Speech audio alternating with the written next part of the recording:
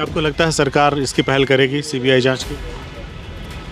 अगर चोर होगी और हत्यारी होगी, उनके आदमी होंगे, तो चोर के दाढ़ी में तिनका साबित होगा। चित्रा त्रिपाठी का कैरेक्टर पूरा चिथड़ा हुआ है और हम चिथड़े हुए लोगों की बात नहीं कर रहे। दोनों परिवारों को पहली बात तो जो है योगी बाबा अपने कानून व्यवस्था की जिम्मेदारी लेते हुए दोनों परिवारों को 20-20 करोड़ रुपया आर्थिक सहायता दी। देखिए, आपको जो मैंने पूछा 3 बार कि आपको डर नहीं लगता, आपको डर नहीं लगता जेल चले जाएंगे, वो इसलिए पूछा क्योंकि आपने मुख्यमंत्री उत्तर प्रदेश की जो मुख्यमंत्री हैं उनको मूर्ख मंत्री कहा। मेरा बस इतना सीधा सा सवाल था। हम चाहे कुछ भी बोल सकते हैं। विपक्ष के मुख्यमंत्री अखिलेश यादव जी को जानते हैं? बिल्कुल जानते हैं। कितना पढ़े हैं? पढ़े लिखे हैं, अच्छे खासे पढ़े लिखे हैं। ऑस्ट्रेलिया से पढ़ के आए। अच्छा, अरे कक्षा 1, 2, 4, 5, 8 तक पढ़े हैं। मैंने सुना है ग्रेजुएशन किया उन्होंने। ग्रेजुएशन कर लिए? तब वो जो है मठ में कब थे? उसके बाद आए होंगे। 24 साल में वो पहले सांसद होते हैं। बहुत कम उम्र के सांसद होते हैं भारतीय जनता पार्टी से। और उसके बाद उसके 5 साल पहले से वो राजनीति में रहे होंगे। तो हो सकता है राजनीति करते करते रहे होंगे। हो सकता है राजनीति करते करते पढ़ाई भी कर रहे हैं। बिना अस्काले विपरीत बुद्धि, सत्ता पक्ष हमको दुश्मनी के निगाह से देख रहा है, अपना नाश करवा रहा है। हारेगी भाजपा, हारेगी, हम लोगों से क्या मतलब है। नेता कोई भी होना चाहिए, पढ़ा लिखा होना चाहिए। इस बात से असहमत हैं आप? सहमत। योगी बाबा कितना पढ़े हैं? मुझे नहीं पता। डर के नहीं बोल रहे हो? नहीं, मुझे नहीं पता, सच में नहीं पता। योगी बाबा पढ़े ही नहीं है। कहते तो हैं गिनती तो गिनाई जाती है उनकी पढ़े लिखों में। कहाँ, कौन सी, कितनी डिग्री है? जब आप पत्रकार हैं आप ही को नहीं मालूम? नहीं, अब मैं डिग्री चेक करके सबकी नहीं बैठा हूँ। अरे कक्षा 1, 2, 4, 5, 8 तक पढ़े हैं। मैंने सुना है ग्रेजुएशन किया उन्होंने। ग्रेजुएशन कर लिए? तब वो जो है मठ में कब थे? उसके बाद आए होंगे। 24 साल में वो पहले सांसद होते हैं। बहुत कम उम्र के सांसद होते हैं भारतीय जनता पार्टी से। और उसके बाद उसके 5 साल पहले से वो राजनीति में रहे होंगे। तो हो सकता है राजनीति करते करते रहे होंगे। हो सकता है राजनीति करते करते पढ़ाई भी कर रहे हों। पता नहीं वो कैसे राजनीति। चलिए लौटते हैं देवरिया वाले। देवरिया वाली बात नहीं होगी, अभी इसी पर बात टिकेगी। देवरिया वाले पे आप कैसे भाग जाएंगे? नहीं, भाग नहीं रहा हूँ। देश प्रदेश का मुख्यमंत्री पढ़ा लिखा होना चाहिए कि बिल्कुल पढ़ा लिखा, मूर्ख होना चाहिए? पढ़ा लिखा होना चाहिए। योगी बाबा नहीं पढ़े लिखे हैं। अच्छा, विपक्ष के नेता के बारे में बात कर लेते हैं। देखिए, ये हमारी आपकी जिम्मेदारी है। जी जी बिल्कुल। वो मुद्दा गया भाड़ में। जी जी जी। मुद्दा आता रहेगा 1000। आप एनालिसिस करिए कि हम किसके बीच में हैं और किस बुरे दौर से गुजर रहे हैं, तो डर खत्म हो जाएगा। फिर ये किसी से नहीं पूछोगे कि मिश्रा जी डर नहीं लगता, जेल चले जाएंगे। नंबर 1 बात। विपक्ष के मुख्यमंत्री अखिलेश यादव जी को जानते हैं? बिल्कुल जानते हैं। कितना पढ़े हैं? पढ़े लिखे हैं, अच्छे खासे पढ़े लिखे हैं। ऑस्ट्रेलिया से पढ़ के आए। अच्छा, विपक्ष में और बात कर लेते हैं। अखिलेश यादव जी को छोड़ने के बाद डॉक्टर पल्लवी पटेल एक डिप्टी सीएम को हराई हैं केशव। उनकी पढ़ाई को, हाँ, उनको डॉक्टर लगा हुआ, कहने की जरूरत नहीं। डॉक्टर लगा। राहुल गांधी को जानते हैं? जी जानते हैं। कितना पढ़े होंगे? अच्छे खासे पढ़े लिखे हैं। प्रियंका देश से पढ़ के लौटे। प्रियंका गांधी ये सारे। इनको हम मूर्ख और पप्पू बोल सकते हैं और इनको हम मूर्ख मंत्री नहीं बोल सकते बिना पढ़ाई के आधार पर। तो जनता भी तो मूर्ख है। दोबारा क्यों, अगर मान लीजिए पहली बार गलती कर गए तो दोबारा क्यों चुन लिया फिर? सच्चाई आपने कहा है ना कि जनता भी मूर्ख है, और वाकई जनता मूर्ख है। जनता अगर मूर्ख न होती तो हमारी तुम्हारी ये हालत न होती। आज सन 2023 के भारत में हम जातिवाद और मजहबवाद। मेरी जगह अगर चित्रा त्रिपाठी बैठी रहती हैं तो आपसे कहते हैं कि मैं उन लोगों के बारे में क्यों बात करूं, जनता ने जिन्हें 3-3 लाख और 5-5 लाख वोट दे करके जिताया है। अरे उन्हीं के बारे में बात करना चाहिए, क्योंकि आप तो फिर किसके बारे में बात करेंगे जिसको जनता ने बार बार हराया है। हराने वालों पर बात होती है कि जीतने वालों पर बात होती है? मंत्रालय हारने वालों को मिलता है। उनका कहना है कि जीते हुए व्यक्ति से सवाल नहीं। चित्रा त्रिपाठी का कैरेक्टर पूरा चिथड़ा हुआ है और हम चिथड़े हुए लोगों की बात नहीं करते। नंबर 1 बात। हम आपसे बात कर लिए। चित्रा त्रिपाठी हमारे यहाँ, चित्रा त्रिपाठी, रूबिका लियाकत हमारे यहाँ समय मांगते हुए रोती हुई मर जाएंगी, और हम तो क्या, हमारे लोग थूकने भी नहीं जाएंगे ऐसे पत्रकारों पर। आप बहुत सम्मानित पत्रकार हैं, इसलिए मैंने आपको समय भी दिया। चलिए देवरिया मामले पे लौटते हैं। इस पूरे प्रकरण में शलभमणि त्रिपाठी की भूमिका को लेकर के तमाम सवाल उठाए जा रहे हैं विपक्ष की तरफ से। उनकी जो एक्टिविटी रही है इस पूरे प्रकरण में लोग संदिग्ध के तौर पे देख रहे हैं, कह रहे हैं कि आखिर वो क्यों एक तरफा काम कर रहे हैं जब उसी क्षेत्र के विधायक हैं या उसी ज़िले के विधायक हैं। दूसरी बात एक और आ रही है कि ब्राह्मण नेता बनना चाहते हैं, बड़े ब्राह्मण नेता के तौर पे अपना वर्चस्व जमाना चाहते हैं। मिश्रा जी को क्या लगता है? नहीं, इस प्रकरण की सीबीआई जांच होनी चाहिए और मुख्य बिंदु में शलभमणि त्रिपाठी को रखना चाहिए। अगर पानी दूध का दूध पानी का पानी करना है तो, और नहीं करना है, मजाक बनाना है, इस जातिवाद का हिंसा दे करके चुनावी फ़ायदा लेना है, तभी सीबीआई जांच नहीं होगी। नहीं तो मुख्यमंत्री योगी आदित्यनाथ अगर इस बात से सहमत हैं और सबका साथ सबका विकास और सबका विश्वास लेने की बात है, तो इस प्रदेश में विपक्ष के भी लोग रहते हैं, अन्य जातियों के भी लोग रहते हैं, अन्य वर्ग अन्य धर्म के भी लोग हैं, उनको भी अपने विश्वास में लेने के लिए ये सीबीआई जांच अपनों के ऊपर लगा देनी चाहिए। हम अच्छा एक बात बताइए, आपको लगता है सरकार इसकी पहल करेगी सीबीआई जाँच की? अगर चोर होगी और हत्यारी होगी, उनके आदमी होंगे, तो चोर के दाढ़ी में तिनका साबित हो जाएगा। चोर के दाढ़ी में तिनका रहेगा, नहीं होगा सीबीआई जांच।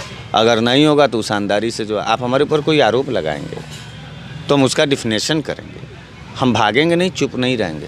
और हम भागेंगे और चुप रहेंगे तभी जब हम आपकी कोई ना कोई चोरी किए होंगे, फिर हम आपको दबाने की कोशिश करेंगे, पुलिस से, फर्जी मुकदमे से या चाहे जैसे भी। पूरे प्रदेश में ठाकुरों का एक बहुत बड़ा सिंडिकेट स्टैंड हो चुका है जो अधिकारी लेवल पर है, और वो मानसिक रूप से सीधे सीधे योगी आदित्यनाथ के लिए काम कर रहे हैं। इस प्रदेश में सबसे बड़ी चुनौती भाजपा, कांग्रेस और सपा का सरकार बनना और नहीं, एक विशेष जाति का सिंडिकेट बना करके, समूह बना करके और सारे जातियों के हिस्से को खा जाना और बोलने पर गोली मार देना और डर दिखाकर जेल भेज देना। जैसा कि अभी आपने अपने बयान में कहा कि मिश्रा जी डर नहीं लगता, जेल चले जाएंगे, बड़ी दम लगा के आपने कहा, 3 बार आपने कहा।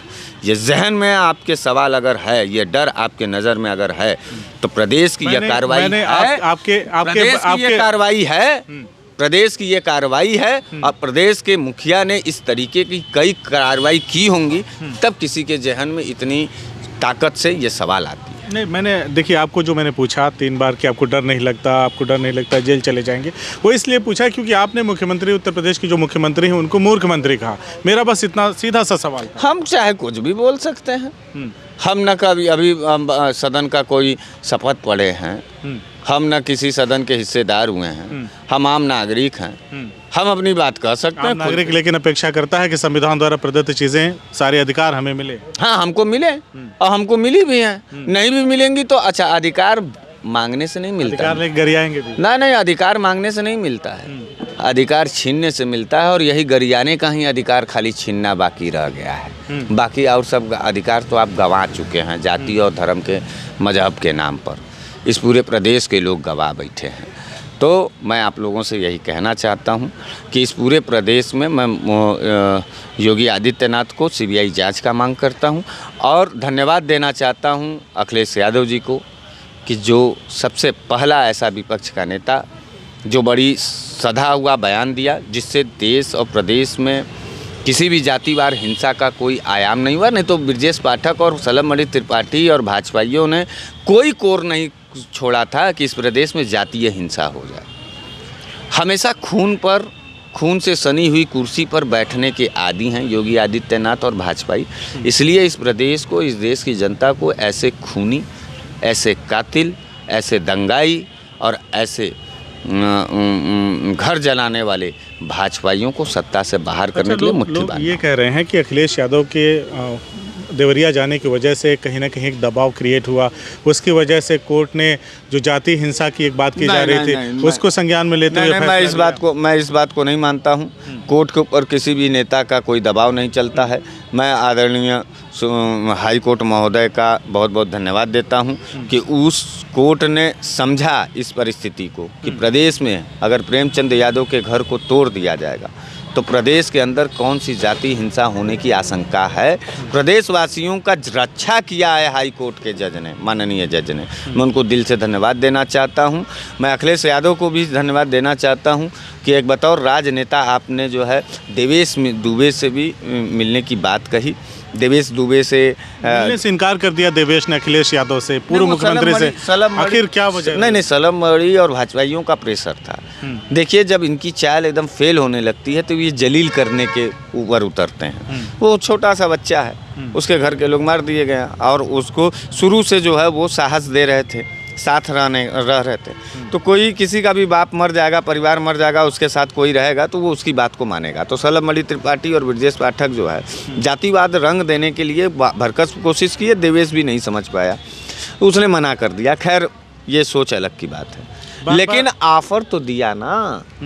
अखिलेश यादव को इस बात का धन्यवाद देना चाहिए ना कि वो दोनों पक्षों से जाके मिले ना, ये धन्यवाद के काबिल है। ये क्वालिटी क्या ब्रजेश पाठक, योगी बाबा और सलम त्रिपाठी जैसे विधायकों के अंदर तो नहीं ना। Definition of character, definition of political character का जब आप वो खोज करेंगे तो इसमें ये डाउनफॉल पर पाए जाएंगे। कैरेक्टर राजनीति में बहुत बड़ी चीज़ होती है और वो कैरेक्टर अखिलेश यादव जी ने दिखाया। और मैं कभी भी किसी भी नेता को जातिवाद और मजहबवाद के नाम से नहीं देखता हूँ, मानवतावाद का मैं नेता हूँ। और मानवीय आधार पर ये मैं कहना चाहता हूँ सभी नेताओं से कि भगवान न करे हमारे प्रदेश में ऐसे नरसंहार हों। अगर नरसंहार हों तो कोई भी जिम्मेदार अधिकारी या विपक्ष का जो नेता है वो दोनों पक्षों के लिए बात करे। बात एक और छूट रही है, तहसीलदार नोटिस चस्पा करके तोड़ने के मिजाज में था। तहसीलदार साहब की टाइटल पता कर ली जाए कि कौन से वो टाइटल के हैं और उनका बैकग्राउंड ज़रूर चेक हो। ऐसे कई फैसले तहसीलदार साहब, इसका ये मतलब है कि शासन में गलत कराए होंगे। जब वो आदमी लगातार तोड़ने पर आमादा था और कोर्ट ने जब ये संज्ञान लिया तो वो उसका कैरेक्टर वो है, संदिग्ध है।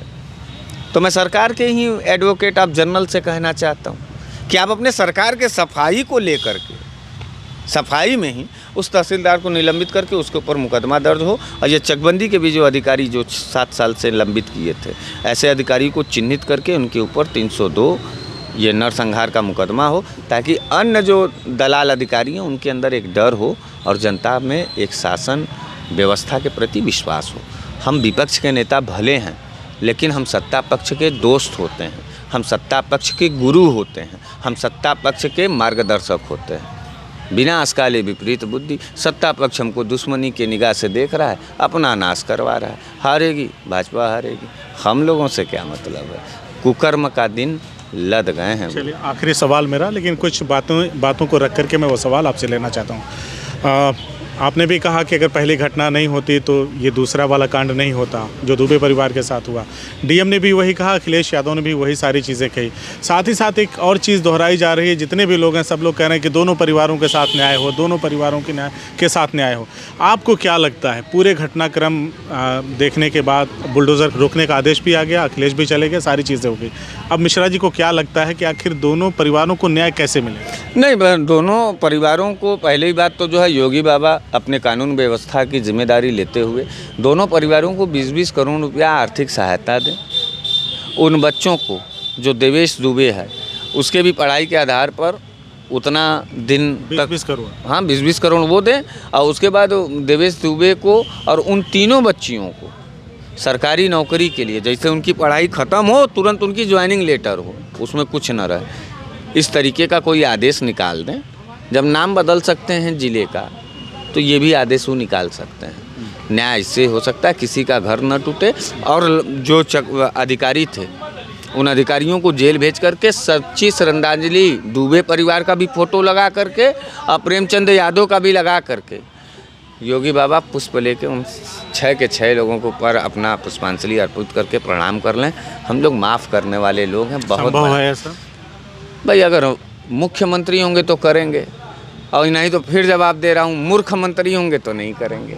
और यही कार्रवाई आप तय कर लीजिएगा कि वो मुख्यमंत्री हैं कि मूर्ख मंत्री हैं। ये नहीं हो सकता, ये नहीं किया जा सकता। हम आपसे ये पूछना चाहते हैं, एक जिम्मेदार नेता के लिए, एक महत्वपूर्ण पद पर आसीन एक नेता के लिए अगर एकजुटता और सबका साथ, सबका विकास, सबके विश्वास का नारा को सच करने के लिए चुनौती दी जाए तो क्या ये नहीं करना चाहिए? हम आपसे पूछना चाहते हैं, आपके व्यूवर से पूछना चाहते हैं, और जवाब आपके सामने होगा। मुख्यमंत्री जी के बयान से, मुख्यमंत्री जी के कार्रवाई से। आगे आप समझ लीजिए। मिश्रा जी ने जो लास्ट सवाल का जवाब दिया, दोनों परिवारों को न्याय दिलाने के लिए इन्होंने 20-20 करोड़ रुपए की मांग की, और साथ ही देवेश और जो 3 बच्चे प्रेम यादव के हैं उनकी पढ़ाई लिखाई कंप्लीट होने के बाद तुरंत ज्वाइनिंग लेटर देने का इन्होंने आह्वान किया सरकार से, और कहा है कि इसी से न्याय होगा, अन्यथा न्याय नहीं होगा, दूसरा कोई और तरीका नहीं है। आप क्या सोचते हैं मिश्रा जी के जवाबों पर? आपका क्या कहना है? अपनी प्रतिक्रिया हमें कमेंट बॉक्स में ज़रूर दें। मिश्रा जी, हमसे बातचीत करने के लिए बहुत बहुत धन्यवाद। बहुत बहुत धन्यवाद।